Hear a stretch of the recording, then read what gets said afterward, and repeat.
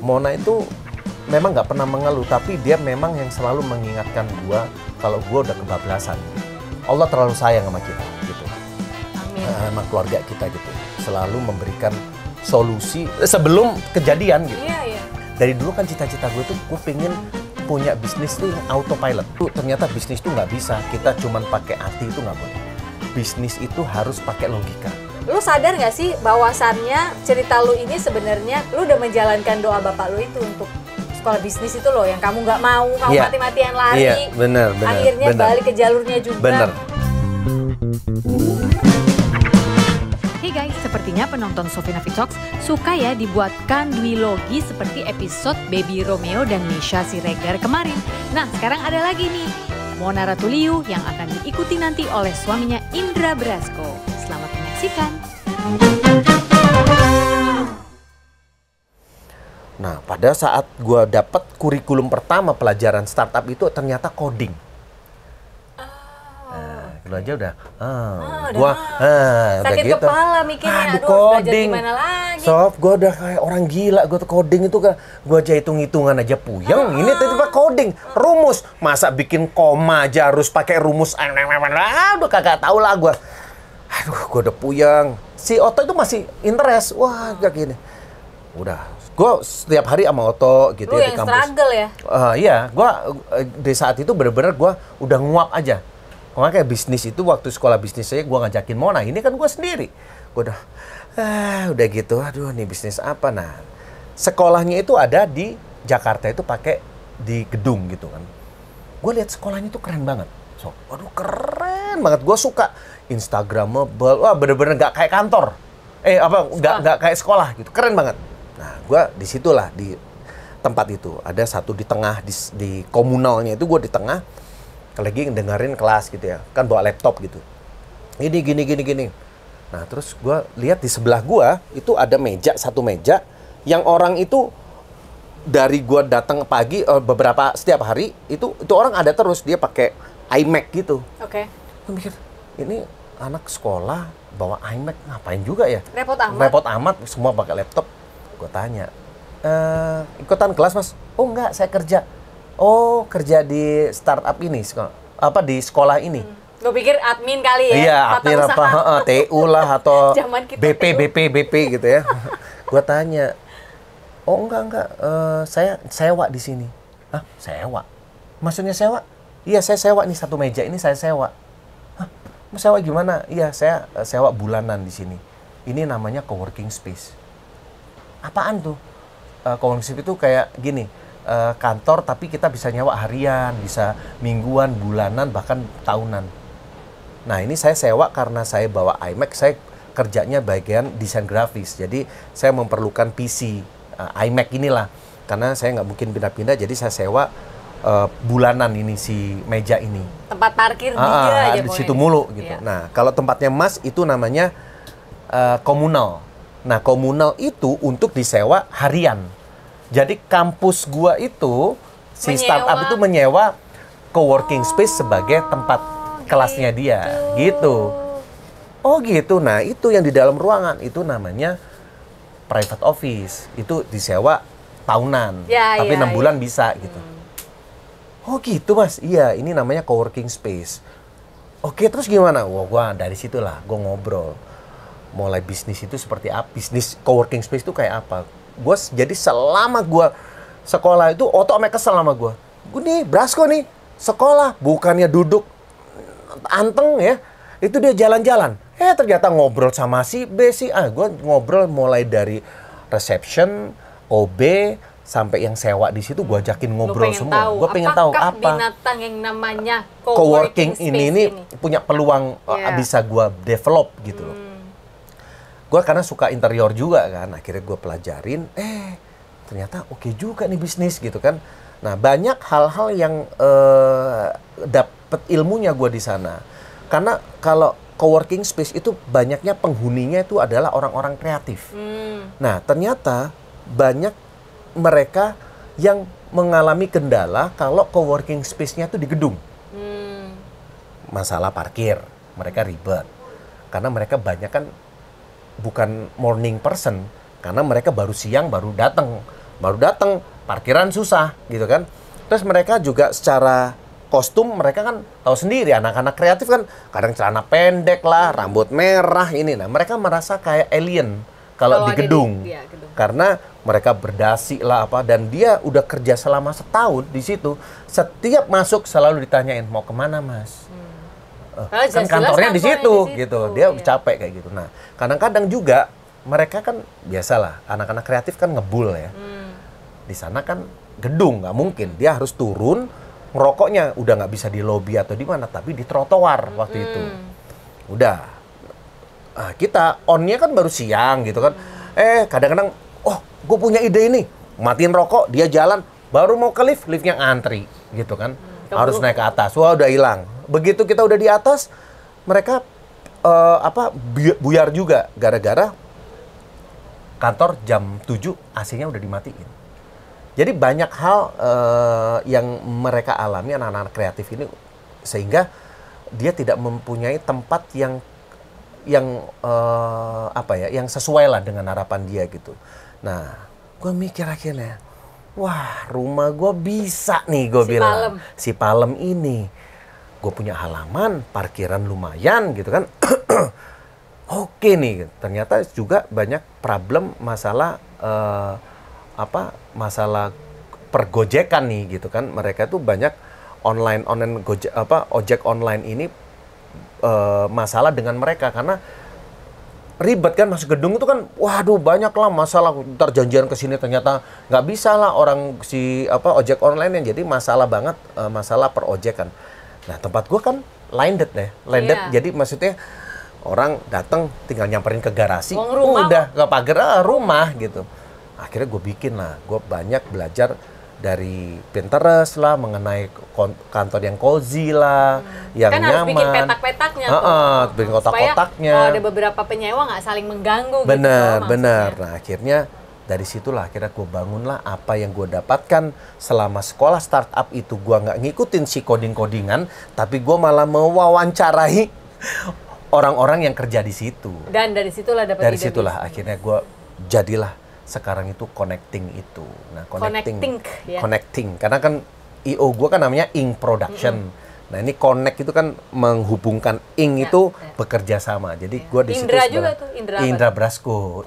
Dulu kan Inco. Tadinya kalau Inco kan ada oil company namanya Inco kan. Nah, akhirnya gue Ink aja deh, INC gitu, Incorporate kan. Jadi Indra Brasco sebenarnya. Ya udah akhirnya gue bikin. Ingat koridor jangan kelebaran kata Ibu Mona, nanti pusing sendiri. Iya benar. Nah dari situ ternyata gue bisnis coworking ini gue merasakan ini adalah new business gue yang sebenarnya passion gue mengenai suka desain interior. Interiornya dapet, uang dapet, nggak cuma sekedar sewa rumah. Terus yang paling mahal adalah gue banyak waktu buat keluarga. Gitu. Itu yang mahal. Karena jalan. Gue nggak ngapa-ngapain, itu jalan. Gue cuma lihat cek CCTV, terus laporan anak-anak online kan. Gue bisa lihat ininya, udah cuma gitu. Siapa yang masuk. Kalau bahasa anak dulu, sewa wartel guys. Iya, itu sebenarnya kayak kos-kosan. Iya, tapi kayak bisnis kos-kosan dulu kerja. Jadi yang sewa waktu itu kan, kalau kos-kosan investasinya mahal karena kita harus bikin kamar mandi. Harus bikin kamar mandi, harus bikin air panas, air dingin, harus ada TV, harus dipan, dan space-nya harus besar. Paling nggak 4x4. Nah di tempat gue bahkan cuma 2x2. Isinya cuma 4 orang. Dengan AC cuma setengah PK. Harganya hampir 2 kali lipat dari kos-kosan. Aku udah lihat booth-boothmu itu waktu kamu promoin. Pinter sih kamu bikin. Nah itu untungnya gue punya ide, ya si coworking space ini. Dari situlah akhirnya rame tuh. 2018 kita buka. Sampai waktu itu 2020 sebelum pandemi, Juli 2020 itu sold out. Selalu sold out. Selalu sold out. Full book. Sampai workshop, seminar setiap weekend, Sabtu Minggu kan nggak ada yang ngantor kan. Itu mereka pakai buat event, wedding bahkan. Pernah ya wedding? Beberapa kali, udah 4 kali lah intimate keluarga wedding. Lu sendiri aja halal bihalal di situ beberapa kali. Nah, enaknya itu kalau seandainya kita kontrakin kan kita nggak bisa pakai ya itu tempat gitu. Nah ini enaknya adalah gue masih bisa pakai. Kayak teman-teman kita lah, Mesya, si Sabila, anak 17 tahun Di situ. Acaranya di situ. Si Angie, JJ ulang tahun di tempat gua, gitu. Berarti kita kalau bikin apa-apa di Jakarta, iya silakan, Pak gitu kan. Indra Ardianto Aman gitu, jadi enak. Jadi gua masih bisa gua bikin acara apa siramannya Kesha waktu itu, terus acara apa ya? Banyak acara. Di dalamnya ada apa aja itu? Macam-macam. Jadi selain private, jadi coworking gue itu bisa harian yang sewa ya, bisa harian, bisa mingguan, bisa bulanan, bisa tahunan. Karena ada private office itu macam-macam size-nya ya. Ada yang cuman untuk 3 orang, untuk 4 orang, untuk 5 orang, 8 orang, bahkan sampai 12 orang. Ada 13 private office di situ. Sama tempat gue itu bisa disulap jadi kelas, workshop, seminar, preview film, preview iklan. Sering tuh beberapa ini iklan-iklan kalau umpamanya dia pingin presentasi ke klien dan kualitas gambar yang bagus dan suara yang bagus. Di tempat gua itu kita punya sound systemnya 7.1 gitu. 7.1 udah hampir sama sama XX1 lah, gitu. Jadi mereka bisa dapetin itu gitu. Bahkan buat intimate event juga bisa, wedding lah, terus engagement lah, event ulang tahun buat ulang tahun bisa gitu. Jadi macam-macam di tempat kita itu bisa workshop, corporate event juga bisa gitu. Nah dari situ akhirnya alhamdulillah kita nggak usah ngoyo bermimpi untuk mendapatkan proyek puluhan M, ratusan M, dengan ada yang ini aja udah kita bersyukur banget. Dan gua balik lagi, bisa syuting lagi. Dan bisa jadi apa? Lo namanya? Kang Gendong, Ayah Gendong. Akang Gendong. Akang Gendong karena anaknya banyak ya. Ya jadi Akang akhirnya cita-cita lo menjadi ayah hadir tercapai juga dengan sistem ini. Ayah asik. Ayah asik. Iya. Kan zaman sekarang kan dibilangnya ayah hadir. Oh, ayahnya hadir gitu dalam kehidupan lahir batin. Iya. Ya, memang itu dari dulu kan memang gua pingin menjadi ayah asik. Hashtag gue kan selalu bikin ayah asik. Kenapa ayah asik? Ya ibarat kita punya teman kalau teman kita asik kan kita nyaman ya.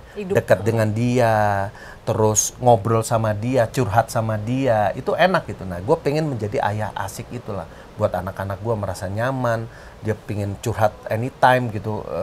Ya itu, gue selalu bilang menjadi ayah yang hadir secara lahir batin. Jadi bukan hanya fisiknya aja, lahirnya aja yang ada ya, fisiknya ada, tapi batinnya nggak terkoneksi itu banyak. Itu fatherless tuh terjadi karena itu. Nah dengan bisnis gua ini benar-benar membantu itu gitu. Akhirnya gua alhamdulillah bisa balik lagi ke passion gua sebagai aktor gitu ya. Gua masih. Iya, lo masih main kan? Itu semenjak pandemi malahan. Iya, ini justru sebelum kesini nih baru naik pesawat lo ke Bali ini abis syuting dari puncak sampai subuh tuh ya, sampai subuh dia nggak sih jam 2 lah, jam 2 kelar gue pulang dulu sebentar ngambil ini jam 4 udah cabut ke bandara. Gila sih, hebat. Karena ya memang ya itulah berkat pandemi. Nah itu gue dulu terlalu panik dengan yang namanya pandemi gitu. Banyak teman-teman gue juga merasa panik gitu, ternyata kita seudon. Istilahnya berburuk sangka terhadap yang namanya pandemi akan menghancurkan hidup ini, akhirnya hidup, bisnis dan lain-lain. Ternyata waktu tahun 2020 kantor gua udah mulai sepi, maksudnya yang sewa dari 13 private office tiba-tiba cuma 3 yang bertahan, event nggak ada sama sekali. Ternyata ada Zoom tiba-tiba banyak brand buat Zoom, ternyata itu kepake. Padahal lu cuma iseng-iseng joget-joget meladeni Nala ya yang seneng joget, itu juga jadi produk. Padahal itu bukan sesuatu yang direncanakan ya memang. Gak ada, gue cuma pingin nemen. Bahkan gue waktu posting pertama si TikTokan joget sama Nala itu gue mikir sama Mona, Seng, ini aku posting masa ini Nala pingin diposting. Ya gimana, kamu kan udah bikin. Iya juga sih. Aduh, udah gitu memang effortnya gila. Gue ngapalin yang sekian detik gitu ya.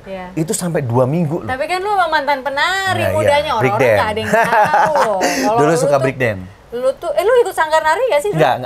Jadi gue pernah ikut beberapa dance apa namanya modern dance untuk lomba malah. Nah, Coba tangannya Gitu. dikit. Big dance. baru tangannya aja udah, Baru tangan, gitu udah kan. kece nih ya. Jadi itu karena si Nala itu kan anaknya aktif banget ya. Waktu itu umurnya baru 3 tahun. Waktu pandemi itu dia 5 tahun gitu. Masa sih? Iya. Sekarang 11. Sekarang 10. Sekarang 10. 10. Iya, mau 11 sih. Iya.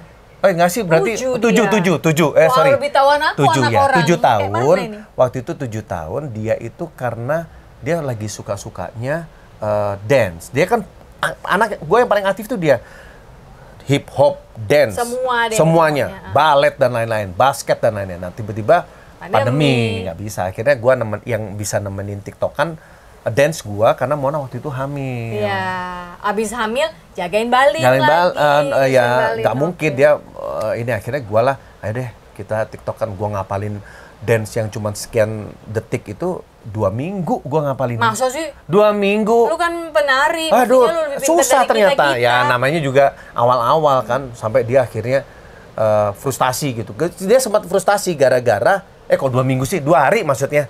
2 minggu lama banget. Lah makanya, 2 hari aku kali maksudnya. 2 minggu. Gue tuh ngapalinnya karena kalau dance berdua, gue baru sadar ya, dance berdua tuh harus kompak. Iya. Begitu nggak kompak kelihatan. Iya. Gitu. Temponya Salahnya, sama. temponya harus sama. Nah, waktu itu ngulang kita tuh sampai 50 kali. Wah, dia udah frustasi. Nggak mau sama Yana. Kasihan kalau dia sampai berhenti, terus dia nggak bisa TikTokan lagi kan. Akhirnya gue tuh Mona lagi mules-mules, gue latihan dance sampai pagi gitu latihan. Yang penting nggak sampai ngulang sampai sekian banyak lah. Akhirnya berhasil tuh. Cuman nggak lebih dari 10 kali udah jadi. Udah. Gitu. Nah, dari situ Sampai hari inilah ya. ternyata feedback dari follower kita bagus gitu. Iya. Walaupun tadinya banyak yang ini aki-aki sih? nggak tahu umur apa gitu kan, nggak ingat uban apa gitu kan. Waduh, ya udahlah nggak apa-apa gitu. Ternyata banyak banget yang suka, engagement kita sama follower bagus, follower kita nambah, cepet banget followernya nambah. Dan Akhirnya- bagi kami yang namanya follower dan yang engagement itu sebenarnya adalah produk bisnis ya. Iya, karena berkat personal branding yang Iya. kita bikin selama ini gitu. Iya. Dari situ semakin nambah. Dulu sebelum pandemi, follower gue tuh cuman 30 apa 40 ribu gitu deh. Gue lihat ya, waktu awal-awal. Terus tiba-tiba setelah gue TikTokan, nggak tahu Bertumbuh cepet ya? banget bertumbuh terus. Dan ternyata gue kagetnya tiba-tiba kok banyak produk nawarin Mau gue. nyangkut. Terus gue tanya, Mas Indra, lu tahu nggak salah satu yang sewa Jasamu. jasa ini sewa di kantor Oh, coworking sewa di gue itu adalah anak digital marketing yang dia tahu ini gua peran bapak yang sekarang masuk ke dalam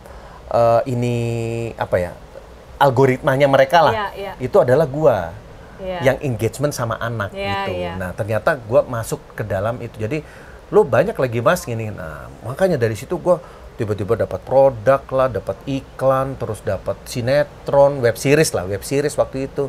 Sampai gue dapat program TV kan, gue menala kan di Trans 7. Nah dari situ gue ngeliat, oh gitu. Nah sampai sekarang, alhamdulillah itu salah satu salah satu pendapatan kita dari TikTokan itu gitu. Oke, menua bersama Mona, apa nih cita-cita lo? Ya dari dulu kita selalu bercita-cita happy ending. Gitu. Ya itu cita-cita semua orang, Iya, tapi lu itu. mau apa berdua? Ya, Dia. gue pengen kayak gini selalu berdua. Gue selalu merasakan deg-degan sampai sekarang. Gue tuh sampai sekarang, Sof.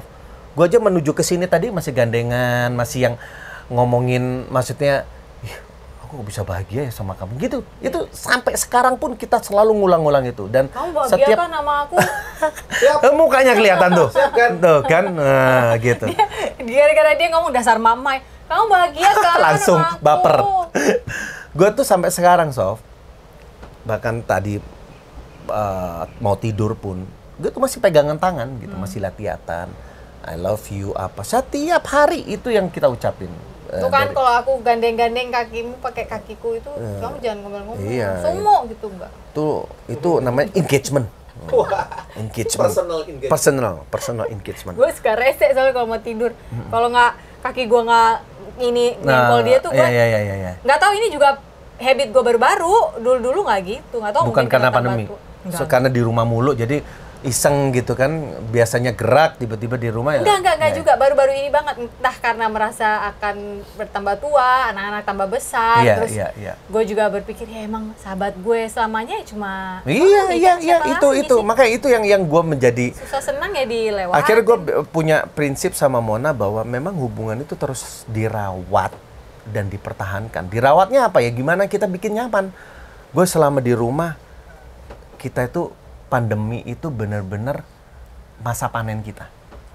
Kita merasa 24 jam selama 2 tahun di rumah, tapi kita merasakan surga di rumah. Iya sih, aku setuju itu juga. Itu benar-benar Mas, itu anugerah banget gua selama ini yang gua jalin sama Mona, kita tanam terus merawat hubungan, mempertahankan hubungan. Alhamdulillah pas pandemi teruji ya. Teruji. 24 jam bareng 24 jam di rumma kita masih ketawa, kita masih udah bagus banget. Udah alhamdulillah banget. Bayangin kita tinggal di apartemen yang luasnya cuma 13 meter persegi, kita nggak boleh ke lobi, fasilitas umum di apartemen nggak bisa, ke mall nggak bisa, ya bayangin. Diuji banget. Wah, itu benar-benar ini panen kita. Kita selalu bilang pandemi ini panen kita banget. Gitu, dari segi hubungan, dari segi rezeki, kita juga jadi kita punya sebuah peluang baru lah. Mengutip kata-katanya Mona, tergantung kita mau lihat itu sebagai musibah atau itu berkah. Berkah. Itu yang bahkan Mima pun merasakan itu gitu. Mau berkah, musibah, itu tergantung point of view mana yang kita ambil gitu. Oke. Indra Brasko, terima kasih untuk waktunya. Sama-sama, Sophie Napita. Luar biasa banget hari ini ngobrol-ngobrol sama lo, Bras. Banyak yang gue dapat, dan gue yakin teman-teman yang nonton di rumah juga banyak mendapatkannya. Satu hal adalah rumput selalu lebih hijau punyanya tetangga lebih hijau. Jadi kita kerjain yang rumput kita sendiri aja. Bener, how to make it work for our family, how to make it good for our family. Dan kalaupun di saat ini mungkin teman-teman ada yang dalam keadaan mungkin rumah tangganya juga diambang batas yang nggak tahu lagi harus gimana ya. Jangan bandingin rumah tangga orang lah gitu ya. Nggak bisa. Selalu kembalikan lagi kepada Tuhan dan bertanya, ini abis ini what next? Siapa tahu seperti Indra yang dapat ide coworking space justru ngobrol sama OB dan yang lain-lain. Anda juga mungkin akan dikasih pesan yang lain oleh Tuhan, kita nggak pernah tahu. So kita nggak judge, kita jalanin apa yang kita punya. Tergantung kita mau lihat itu sebagai berkah atau musibah. Jadi musibah. Thank you so much ya. Sama-sama, thank you banget bisa diundang di Sophie Navi Talks.